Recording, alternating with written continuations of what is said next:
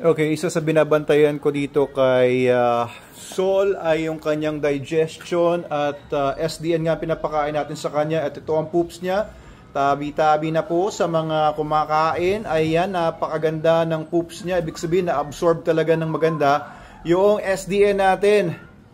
Yan, absorb ng katawan niya. Talagang bumabawi yung katawan niya. Talagang higop na higop yung nutrients.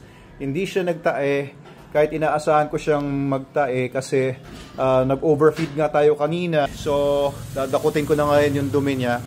Ayun, okay na. So, guys, kaya tinitignan natin yung poops, yung quality ng poops para makita din natin kung talagang yung dog food natin ay na-absorb ng katawan ng aso at hindi lang napupunta sa kabilang dulo lang. Nasasayang lang yung dog food kasi kapag malambot yung poops ng aso tapos nagda-diarrhea, nasasayang lang po yung dog food doon.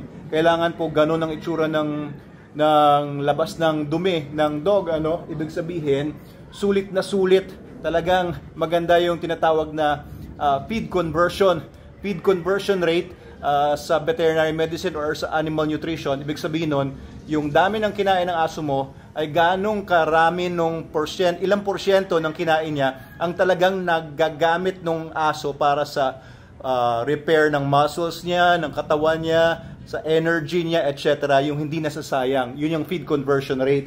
So, makita nyo talaga, maganda yung feed conversion rate ng SDN as long as hindi kayo mag-overfeed. Ayan, so, kanina nag-overfeed na tayo, pero mukhang kaya pa ng katawan niya. Hindi naman siya nagtae. So, hopefully, gumanda na itong si Sol. Ayan po, konting mga tips. Mamaya, ipapakita ko sa susunod na video kung anong gagawin ko para mapabilis yung yung fear aggression niya na mawala yung fear aggression niya, i-desensitize niya. Pakitaan ko kayo ng hack para yung ganitong klaseng aso na may fear aggression, na may aggression in general ay mapabilis yung pagpapaamo natin sa kanya.